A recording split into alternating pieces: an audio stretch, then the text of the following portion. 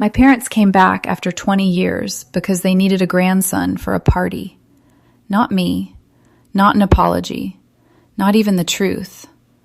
They needed a grandson they had already bragged about to 200 people, and the worst part was that grandson did not exist.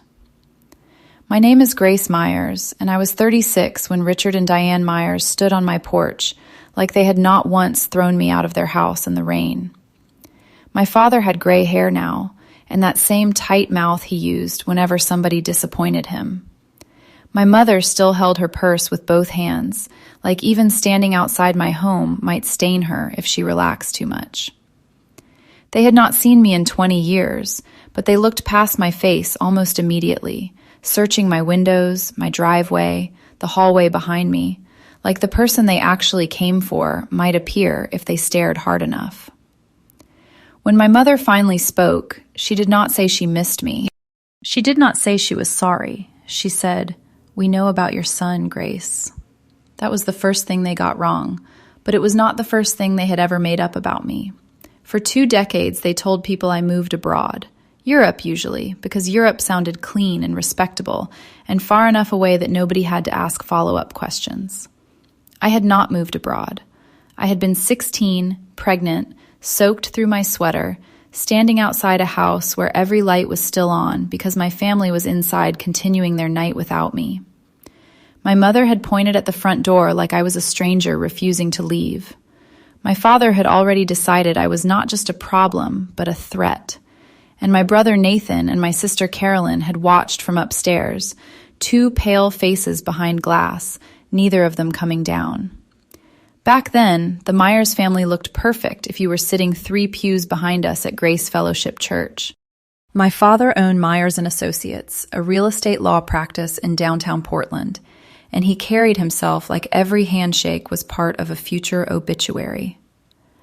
My mother had been PTA president long enough that people stopped calling it an election and started calling it tradition. Nathan was the pride of the family, 22 and in dental school, the son who could be introduced without explanation. Carolyn was 20, pretty, agreeable, studying to become a teacher, the kind of daughter my mother could stand beside at church brunch and feel confirmed by. Then there was me, the late surprise, the one born after my mother thought her life had finally settled into the shape she wanted. She never said she hated me for that, but she had a way of making room for everyone except me that taught me the same thing slowly. I learned early not to take up space. If Nathan talked about clinic hours, my father leaned in. If Carolyn mentioned student teaching, my mother asked questions and saved the answers for later so she could repeat them to friends. If I said I made honor roll, my father would give me one of those small, distracted nods and say, "That's nice, Grace," before turning back to the child who mattered more. Family photos in the living room somehow skipped my school portraits. My birthday dinners were efficient. My mother called me sensitive whenever I noticed things she did not want named. So I built the lie inside myself that maybe this was normal. Maybe families just had roles, and mine was to be low maintenance, the useful, quiet one, the one who did not embarrass anybody by needing too much. I met Marcus Webb at the downtown public library, and I know that sounds plain, but that place was where I could breathe. Nobody there cared what pew my family sat in or which private school logo was stitched on my blazer. Marcus went to Jefferson High, which my parents would have described like it was a contagious disease if they had ever been forced to say the name out loud. He worked part-time at his uncle's auto shop, wore old hoodies, and had this way of looking at me like he was actually waiting for the answer when he asked if I was okay. The first time we really talked, I had been crying in the biography section because my mother forgot to pick me up from school again, 3rd time that month. Marcus sat across from me and said, "Hey, are you okay?" And I remember feeling confused by the question because nobody in my house asked it unless they were preparing to correct the answer. We dated in secret for 2 months, which felt longer at 16, because every week had to be hidden and every phone call felt like a risk. Marcus was not perfect, and I am not going to turn him into some flawless teenage hero just because he is gone now. He was 17, scared of plenty, and working with more hope than money. But when I found out I was pregnant in a gas station bathroom 3 miles from St. Catharines, he did not disappear. I stared at those 2 pink lines until my hands started shaking so badly I had to sit on the closed toilet lid. When I told him, he held my hands and said, "We'll figure it out together, Grace. You're not alone." I wanted that to be enough. I really did.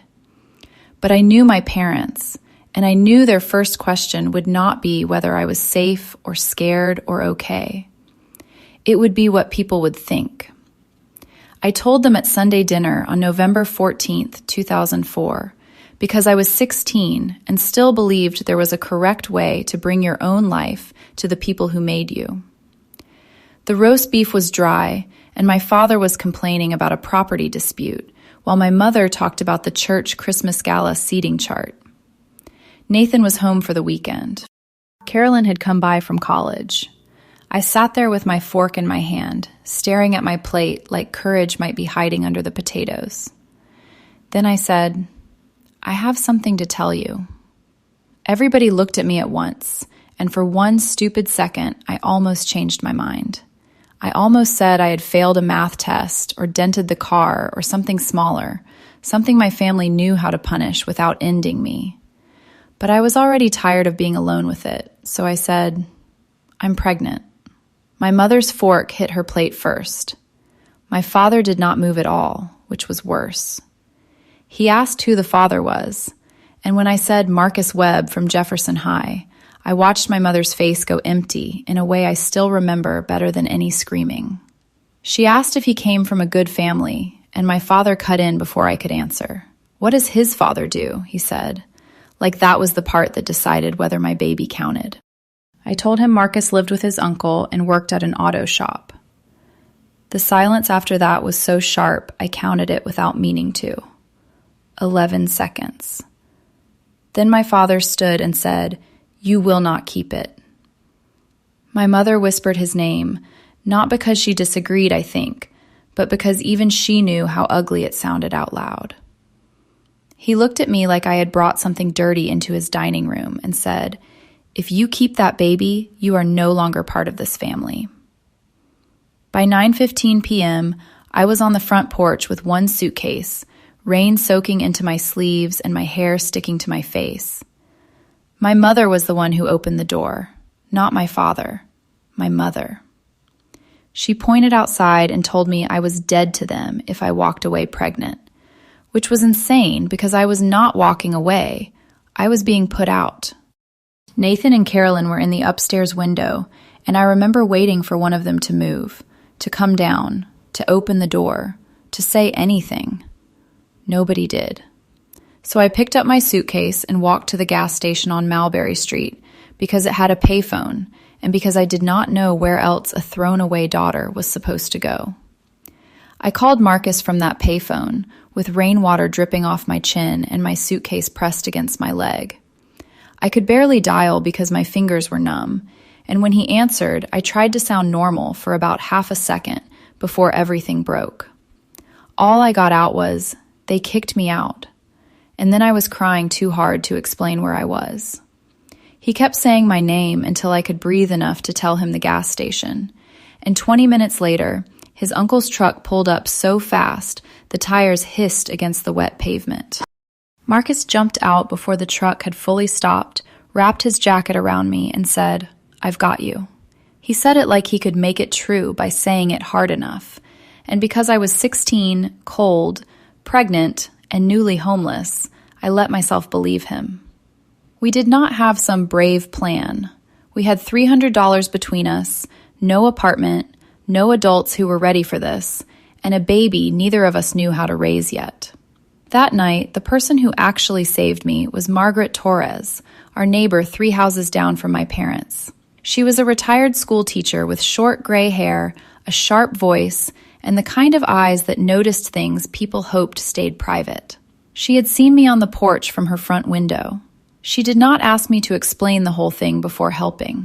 She just opened her door at almost 10 o'clock at night, looked at my suitcase, looked at my face, and said, "You can stay here as long as you need." I slept in her guest room with Marcus in a chair beside the bed, and I remember staring at the ceiling, listening to the rain, waiting for my mother to call and say there had been a mistake. She never called. 3 days later, my father mailed me the papers. Certified mail, signature required, because even when he erased me, he wanted a receipt. The envelope came to Mrs. Torres's house, thick and stiff, with Myers and Associates printed in the corner, like this was a client matter instead of his pregnant daughter. Inside was a notarized document stating that Grace Elizabeth Myers forfeited all inheritance rights, and that the Myers family bore no legal or moral obligation to me, or any child born to me. I read that line over and over because I could not understand how my baby had already done enough wrong to be written out before she had a heartbeat anyone else could hear. Mrs. Torres stood behind me in the kitchen, one hand on my shoulder, and she said, "Keep it." I asked her why I would ever want to keep something that ugly. She said, "Because people who do ugly things count on everybody else being too ashamed to save the proof." Marcus and I stayed with her for 2 weeks before we moved to Seattle, into a studio apartment above a laundromat that smelled like bleach, dryer sheets, and burnt coffee from the shop downstairs. The rent was $425 a month, which felt impossible and cheap at the same time. I finished my GED while pregnant, sitting at a folding table we found on the curb, with Marcus quizzing me from flashcards after 10-hour shifts at the repair shop. Lily Grace Myers Webb was born on July 6, 2005, at Harborview Medical Center, 7 pounds, 4 ounces, with Marcus's brown eyes and my stubborn chin. I sent my parents a birth announcement because some part of me was still stupid enough to think a baby picture might open a door that a crying 16-year-old could not. Nothing came back. I sent one photo on Lily's first birthday. Still nothing. By her second birthday, I stopped offering them chances to reject us. The first years were not inspirational while I was living them.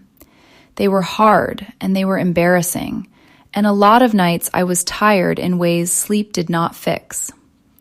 Marcus worked double shifts, I took community college classes 2 at a time, and Lily learned to nap through washing machines, bus rides, and the sound of me crying quietly in the bathroom because I did not want her to hear. We were poor enough that every grocery trip felt like math I might fail in public. But we were also loved inside that tiny apartment, and that mattered more than I knew how to explain back then. Marcus and I kept saying we would get married someday, when we had more money, when things calmed down, when life stopped grabbing us by the collar. Then, on March 15, 2010, a delivery truck ran a red light while Marcus was driving home from a night shift. The officer at my door used a careful voice, the kind people use when they know the next sentence will split your life in two. Marcus was 26, Lily was 4. The life insurance from his job paid $12,000, and that was all the world gave me for the man who had come for me in the rain. After Marcus died, I did not become strong overnight. I became busy because if I stopped moving, I was afraid I would not get back up. I had been doing small interior design jobs for neighbors and real estate agents, mostly because I could make cheap rooms look warmer than they were. I staged apartments with thrift store lamps, painted cabinets after Lily went to bed, and learned which clients would pay on time and which ones would praise my eye while trying to talk me down $50.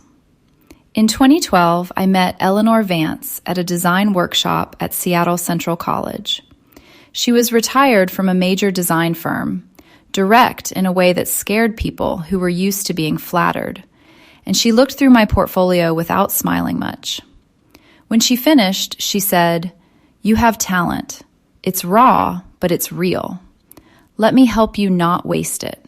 2 years later, with Eleanor pushing me, a small business loan I got on the third try, and more fear than confidence, I started Hearth Home Interiors out of a converted closet in a shared workspace. By 2024, I had 22 employees, revenue over $4 million, and an office overlooking Capitol Hill. Lily was 19, a sophomore at the University of Washington, studying psychology, and somehow turning into the kind of young woman who could walk into a room and know exactly what people were avoiding. I thought I had built enough distance that the Myers family was finally just a scar, not an active wound. Then on Tuesday, November 5th, I came home from a client meeting and saw a black Mercedes with Oregon plates parked outside my house. Richard and Diane were standing at my front door, older, but still arranged like they were waiting for a table at a country club. I sat in my car for a full minute with both hands on the steering wheel, and for one ugly second, I felt 16 again. Then I got out, walked up my own driveway, and asked them what they were doing there. My father said my name like he was testing whether it still belonged to him. "Grace," he said, and then his eyes moved over my coat, my bag, my house, the porch lights I had picked out myself, every piece of evidence that I had not stayed ruined. He looked almost irritated by it. My mother stepped closer and tried a smile that did not reach anything real. "We know about your son," she said. "We would like to meet him." I just stood there for a second, because there are moments so strange your brain refuses to treat them as real right away. 20 years without a birthday card, a phone call, a Christmas note, even a message through somebody else, and now they were on my porch asking for a child they had never bothered to know. I let them inside, which I still do not fully understand. Maybe I wanted to see how far they would go if I did not stop them right away. Maybe I wanted to know whether there was any piece of remorse under all that polish. My father sat in my living room like he was inspecting it for resale value, glancing at the built-in shelves, the artwork, the floors. My mother perched on the edge of the sofa with her knees together and her handbag in her lap, like she was afraid my furniture might ask her where she had been for 20 years. I stayed standing for a moment before sitting across from them, because this was my house, and I needed to remember that. "Your anniversary," I said. "That's why you're here." My father's mouth tightened, which told me I had guessed too quickly for his liking. He explained it like a business problem, not a family one. Their 50th anniversary party was coming up at the Heathman Hotel. 200 guests, church friends, Rotary people, old clients, the mayor, everyone who mattered to the version of themselves they had spent a lifetime selling. Apparently, people had started asking questions about their youngest daughter. Not many at first, but enough. Somebody had seen a magazine article about my company, and the old story about me moving abroad was beginning to wobble. My mother folded her hands tighter and said they had told a few people about my child, their grandson, the next generation of the Myers family. She said grandson with this soft, public grandmother voice that made my skin crawl. It was not just that she was wrong. It was that she had made affection out of a person she had never met and then expected me to deliver him like a centerpiece. When I asked who told them I had a son, my father waved his hand like the detail was annoying. "The article mentioned your child," he said. "We understood." They had not understood.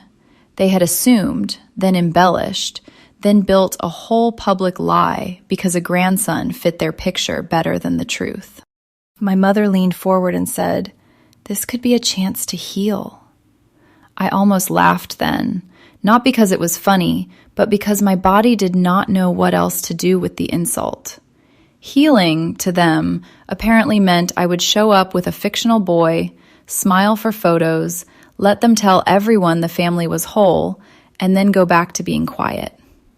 My father opened his briefcase and placed a check on my coffee table. $250,000, he said. You attend for 3 hours, you bring your son, you take family photographs. After that, we can discuss reinstating you in the family trust. I looked at that check and thought about the laundromat apartment, the nights Lily slept in a playpen behind a coffee shop counter because childcare cost more than I made. The mornings I went to class on 3 hours of sleep with baby formula on my sleeve. I thought about Marcus's $12,000 life insurance check and how I had stretched it until there was nothing left to stretch. Then I looked back at my father, and the old fear was still there, but it was smaller than my disgust. Is that what 20 years costs? I asked. My mother said my name in that warning tone she used when I was a child, like I was about to embarrass the room. My father's face hardened. We would prefer not to contact your son directly, he said, but if necessary, we can explain his family history ourselves. There it was, the threat, dressed up in calm language. They did not just want to borrow my child. They wanted access to rewrite the story before I could stop them. Before I could answer, I heard footsteps on the stairs. Lily had been studying in her room, and when she reached the bottom step with her textbook still in one hand, my mother's face changed so fast I almost missed the first layer. Confusion came first, then calculation, then panic, sharp and ugly. "Who is this?" she asked. I stood and moved slightly in front of Lily before I even thought about it. "This is Lily," I said, "my daughter, your granddaughter." My father actually blinked, like the word daughter had knocked something loose. He started to say the article had implied something else, and Lily cut him off before he could finish. "The article said child," she said. "You assumed the rest." Her voice was steady, but I could see her fingers gripping the spine of that textbook hard enough to whiten. My mother tried to recover with that fake soft voice again, saying there had been misunderstandings, saying things had been complicated back then. Lily crossed her arms and asked which part was complicated. The part where they threw a pregnant 16-year-old into the rain, or the part where they pretended she went to Europe for 20 years? My father snapped, "Young lady?" And Lily said, "I'm not your young lady. I'm the grandchild you wrote out before I was born." The room went so quiet I could hear the clock in the hallway. My father looked at Lily, then at me, and I watched him do what he always did when reality refused to match the story he preferred. He adjusted. "A granddaughter can still work," he said carefully. "We can adjust the narrative." That was the line that finally made something in me go cold. Not apologize, not explain, adjust the narrative. I told them to leave before I said something I could not take back in front of my daughter. My mother stood at the door and said this was an opportunity, that old wounds should not cost me my future, as if she had not been one of the people who made those wounds and then waited until they needed something to call them old. After their Mercedes pulled away, Lily and I stood in the entryway without speaking. Then she asked, "You're not considering it, are you?" I said no, but my voice sounded strange even to me because I knew no was not enough anymore. Later that night, after Lily went upstairs, I pulled the fireproof lockbox from the back of my closet and opened it on my bed. The notarized papers were still there, flat and clean and cruel, and when Lily appeared in the doorway and saw them, she whispered, "They really did it." I nodded, because they had, and for the first time in 20 years, I knew those papers were not just proof of what I had lost. They were proof of what my parents had been hiding. I did not sleep much that night. I sat on my bed with the lockbox open and the papers spread across my comforter like I was looking at somebody else's file. The language was so clean it almost made the cruelty worse. Grace Elizabeth Myers hereby forfeits all claims, no legal or moral obligation, any child born to her. My father had not written it like an angry parent losing control. He had written it like a man closing a business account, and that was the part I could not stop staring at. Lily sat beside me in an oversized sweatshirt, knees pulled to her chest, reading the pages one by one. She had known the story her whole life because I never wanted her to grow up around some polite mystery that made her think she was the problem. But knowing a story and seeing your existence reduced to any child born to her are different things. When she finished, she placed the paper down carefully, like it might cut her if she moved too fast. "So they didn't just reject you," she said. "They rejected me before I was even born." I wanted to say something comforting, something motherly and useful, but nothing honest felt soft enough. So I just said, "Yes." She nodded once and wiped her cheek with the heel of her hand, angry at the tear before I could even mention it. The next morning, I called Margaret Torres. I had not called her in over a year, not because I did not care about her, but because life had gotten busy in that stupid adult way where you think about calling and then forget until it feels embarrassing. She answered on the third ring and said, "Grace, sweetheart, you sound like you're standing under a heavy box." That was Maggie. No small talk if she smelled trouble. I told her about my parents showing up, the imaginary grandson, the check, the party, the way my father had threatened to contact Lily. She was quiet for a while, and then she said, 20 years, and those people still think everybody else is furniture they can move around.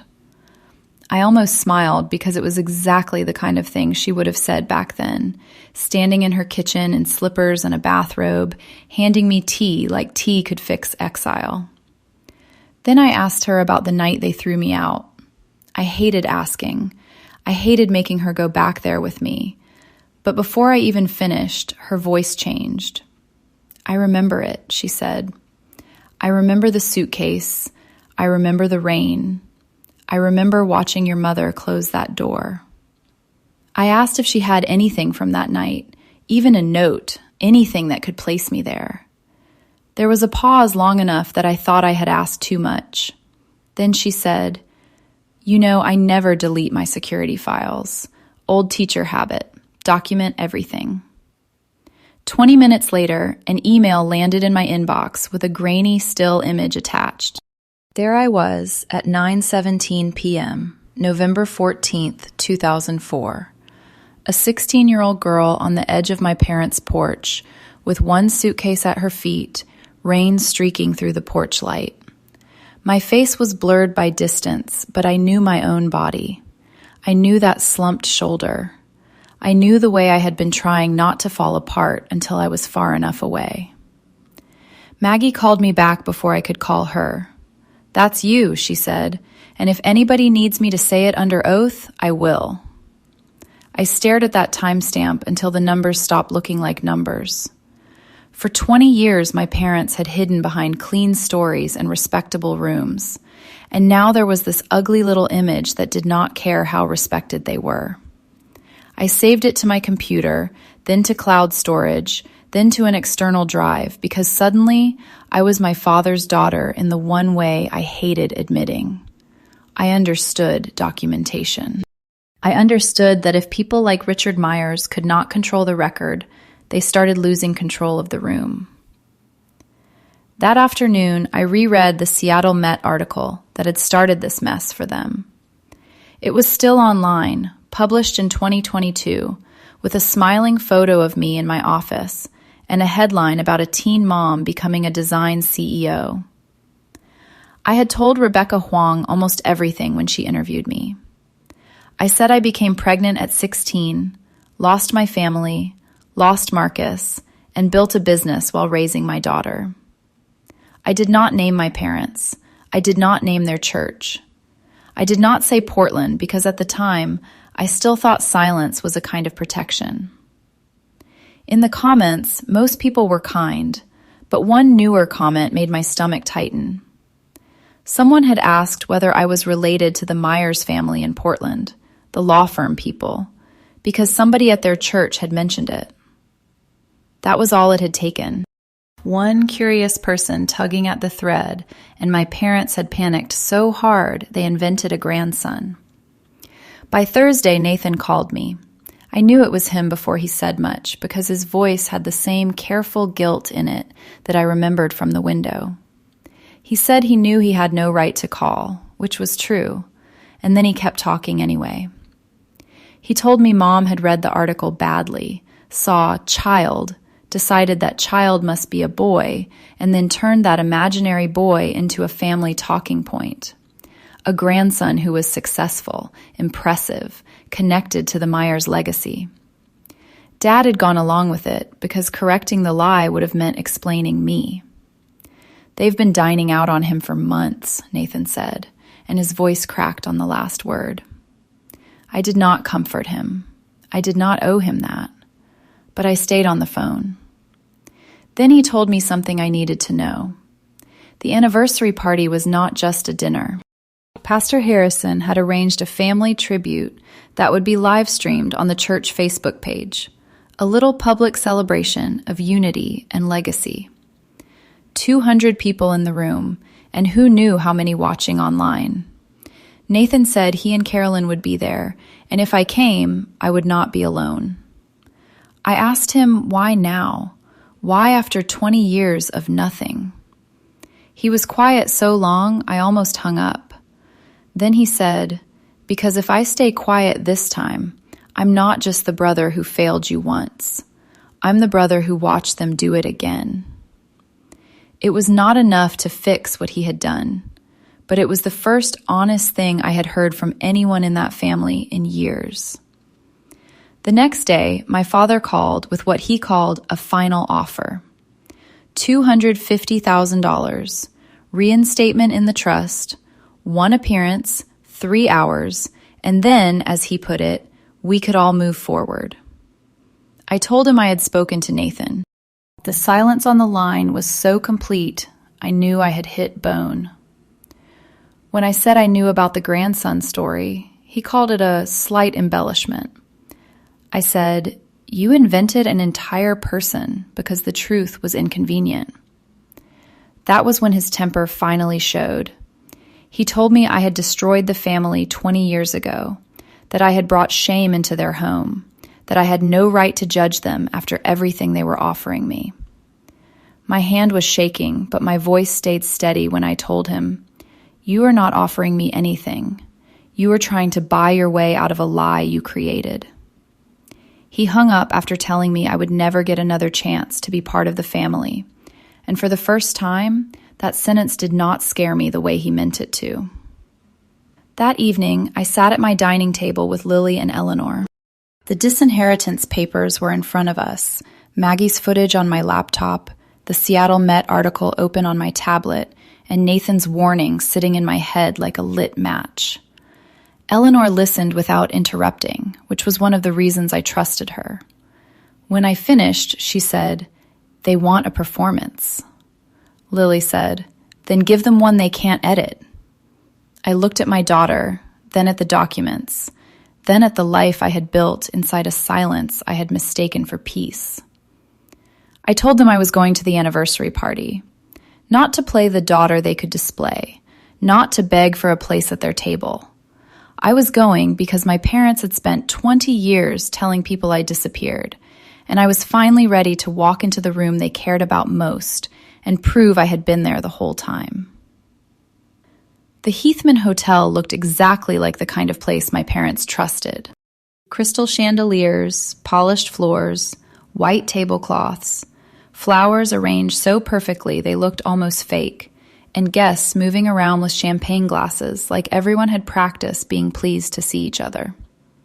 Lily stood beside me near the entrance in a navy dress she had chosen herself, simple and calm, though I could feel the tension in her hand when she took mine. I wore black, not funeral black, not dramatic black, just a clean professional dress and a coat Eleanor said made me look like I owned whatever room I entered. I did not feel like I owned that room. I felt like I was walking back toward a house in the rain, except this time I had proof in my bag and my daughter beside me. My parents were on the raised platform at the far end of the ballroom, surrounded by people who believed they knew them. My mother wore champagne-colored silk, and my father wore a navy suit, and they both looked expensive in that old Portland way. Quiet money, polished shoes, soft voices, nothing too loud except the lie under it. A camera was set up near the stage for the church live stream, and I could see the small monitor blinking with comments already moving across the screen. God bless the Myers family. 50 years of love. Such an example. I watched those words scroll by while my mother smiled at Pastor Harrison and my father shook hands with a man from the Rotary Board.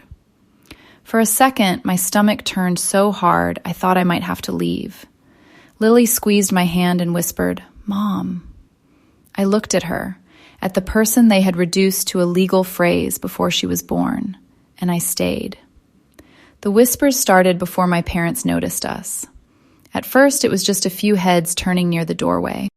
Then someone said my name, not quietly enough, and another person said, "Is that the daughter from the magazine?" I kept walking because stopping would have given the room too much power. Lily walked with me, her shoulders back, even though I knew she was scared too. Nathan appeared near the side of the room with Carolyn beside him. He gave one small nod, nothing dramatic, just enough to tell me he was not going to disappear into the background this time. My father had just stepped to the microphone and started his speech. 50 years of marriage has taught Diane and me that family is everything, he said, and hearing that sentence in his voice nearly made me laugh. Not because it was funny, because it was too much. Even for him, it was too much. My mother saw me first. Her smile froze, and her hand tightened around my father's arm, so suddenly he stopped mid-sentence. He followed her eyes and found me standing at the foot of the stage with Lily. I watched his face do the same thing it had done in my living room. Calculation first, emotion later, if emotion came at all. "Grace," he said into the microphone, and the speakers carried my name across the ballroom like he had invited me. What a surprise! I climbed the 3 steps to the platform before he could decide what version of me he wanted the room to meet. He tried to angle his body between me and the microphone, but I reached for it anyway. Maybe that was rude. Maybe it was not graceful. I did not care anymore. I had been polite for 20 years, and politeness had helped them bury me. I looked out at 200 people, then at the little live stream camera with the red light glowing on top. My mouth was dry, and my first words came out rougher than I wanted. "Hello, everyone. My name is Grace Myers. I'm Richard and Diane's youngest daughter." The room went still in that hungry way rooms get when people realize they're about to hear something they were not supposed to know. I continued before my father could touch my arm. "For 20 years, many of you were told I moved abroad. I didn't. On November 14th, 2004, I was 16 years old and pregnant. My parents threw me out of their house that night in the rain, then had legal papers drawn up cutting me and my unborn child out of the family. Someone near the front gasped. My mother whispered, "Grace, please," like she was the one being hurt. I pulled the notarized document from my bag. My fingers shook, which annoyed me, but maybe it needed to be seen. I held the page up near the camera and read the part my father had made so official. "No legal or moral obligation to Grace Elizabeth Myers or any child born to her." "That child is my daughter Lily," I said, and Lily stepped up beside me before I even asked her to. "She is not a grandson. She is not a story they can adjust. She is my daughter, their granddaughter, and they have known nothing about her because they chose not to." My father reached for the microphone, and I moved it out of his reach without looking at him. "Last week, they came to my house and offered me $250,000 to bring the grandson they invented to this party. They wanted photos. They wanted 3 hours. They wanted their lie to look real." Pastor Harrison stepped closer, his face no longer smiling for the camera. "Richard," he said, and his voice carried even without the microphone. "Is this true?" My father looked at him, then at the mayor, then at the church board members, then at the camera. I could see him searching for an angle, some careful sentence that would make this softer, smaller, more complicated. He finally said, "It was a difficult time." Nathan stepped onto the stage before I could answer. Carolyn came with him, her face pale but set. Nathan took the microphone from my hand gently and said, "Grace is telling the truth. Carolyn and I were there. We watched from upstairs while our parents put our 16-year-old sister out in the rain, and we did nothing. That was our failure." Carolyn was crying by then, but she nodded and said, "It's true." The room did not explode all at once. It broke in layers, whispers, phones lifting, chairs scraping, one woman saying, "Oh my God," over and over like she could not stop. Then Maggie Torres stood in the back row. She was smaller than I remembered from childhood, but her voice still cut clean through noise. "I saw Grace that night," she said. "I gave her a place to sleep. I still have the timestamp footage." My mother sat down hard in a chair behind the podium, one hand over her mouth, and for the first time in my life, I saw Diane Myers with no room left to manage. Lily took the microphone then, and I almost stopped her because she was 19 and none of this should have been hers to carry. But she looked at my parents and said, "You could have known me.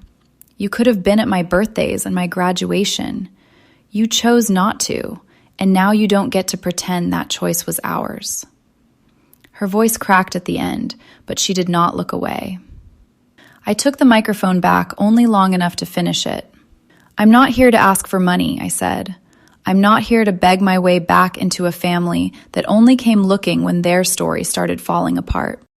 I'm here because my parents tried to buy my silence, and I'm done selling pieces of myself just to keep other people comfortable." My father stared at me like he still could not understand how the daughter he threw out had become the person holding the room. I placed the microphone on the podium, took Lily's hand, and walked off the stage. Behind me, Pastor Harrison said my father's name in a voice I had never heard from him before. Not warm, not public, not forgiving yet, just firm. And as Lily and I stepped through the ballroom doors into the cold November air, my phone started buzzing so much it felt like something alive in my pocket.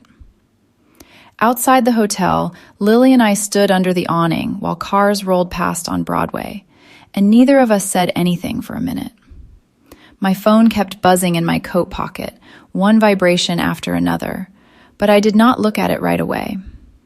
Lily was still holding my hand, and her fingers were cold. She looked brave inside that ballroom, so brave I almost forgot she was still 19. But once we were outside, her face changed. "Did we do the right thing?" she asked. And I hated that she had to ask that after telling the truth about her own existence. I pulled her into me and said, "We told the truth. That's all we did." I believed it, but my body was still shaking like it had not caught up yet. The fallout started before we even made it back to Seattle. Nathan called while Eleanor was driving us home, and I put him on speaker because Lily wanted to hear too. He sounded exhausted, like he had aged 10 years in one evening. He said 40 or 50 guests left within half an hour after we walked out. Pastor Harrison had ended the live stream, but not before enough people screen recorded it that stopping it barely mattered. The mayor left without saying goodbye to my father. 2 church board members asked my parents to step into a private room. Someone from the Rotary Club told Nathan there would be a conversation about my father's public roles, which was the kind of polite sentence people use when they are already deciding where to cut ties. By the next morning, the clip had spread all over Portland church circles, then local Facebook groups, then YouTube. Somebody titled it, "Woman Exposes Parents' 20-Year Lie at Anniversary Party," which made it sound more dramatic than it felt while I was doing it. I was not standing there feeling powerful. I was standing there trying not to drop the microphone. Still, people watched. They shared it.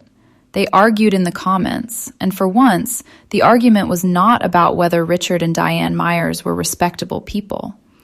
It was about how many respectable people had known something was wrong and accepted the cleaner story because it was easier. By Monday, my father resigned as an elder at Grace Fellowship Church. The bulletin said, "personal reasons," which was almost funny because my family had spent 20 years turning personal reasons into public lies. By Wednesday, the Rotary Club announced a review of membership standards, and everyone knew whose name had forced that sentence into existence. My father's law office removed the anniversary photos from its website before they were ever posted. My mother stopped appearing at her regular committee meetings. That might sound satisfying, and part of it was, but it was also strange. I had spent so long thinking of them as untouchable that watching their perfect little structure crack did not feel like winning at first. It felt like finally seeing the house from the outside and realizing it had always been held up by people pretending not to notice the rot. The calls came too. Some were from reporters, some from people I had not spoken to since childhood, and some from strangers who found my company email and wrote about their own families. I did not answer most of them. I had a business to run, a daughter to protect, and no interest in becoming a public symbol for every painful family story on the internet. Rebecca Huang from Seattle Met asked to do a follow-up article, and I told her maybe, but not yet. The first article had helped people find me, but it had also helped my parents build a fake grandson out of one careless assumption. I wanted control over what came next, and for the first time, I gave myself permission to take time before opening another door. Nathan and Carolyn came to my house the following weekend. That was harder than the ballroom in some ways. Public truth is loud, but private repair is awkward and slow and full of places where nobody knows where to put their hands. Carolyn cried when she met Lily properly. Not stage crying, not dramatic crying, just quiet tears she kept wiping away while saying, "I'm sorry," more times than Lily knew what to do with. Nathan stood in my living room, the same room where my parents had tried to buy my silence, and said he had failed me when it mattered most. I told him he had. He nodded like he deserved that, and maybe that was the first useful thing he did all day.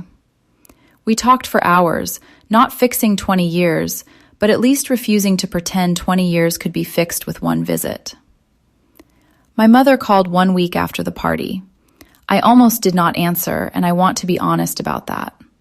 My thumb hovered over the screen while Lily watched me from the kitchen island, not pushing, not telling me what to do. When I picked up, Diane's voice was smaller than I had ever heard it. She said she was not calling to ask for forgiveness because she did not know how to ask for something that large. Then she said she had watched the video 11 times, and every time Lily spoke, she had to pause it. I did not comfort her. I did not say it was okay. I just said, "It wasn't okay, Mom." She cried quietly, and for once, she did not try to make her crying my responsibility. My father did not call. Nathan said he was angry, humiliated, and mostly silent, which sounded exactly like him. Maybe one day he will find words that are not about reputation. Maybe he will not. I am not building my life around the possibility anymore. That was the real change, I think. Not the video, not the church gossip, not the public embarrassment. The real change was that I stopped waiting for the people who threw me out to invite me back in. I had already built a home they did not get to define. Thanksgiving came 2 weeks later, and my dining table was full in a way it had never been full before. Lily sat on my right, Eleanor on my left, Maggie Torres across from me folding napkins into swans for Carolyn's kids, like she had been part of us forever.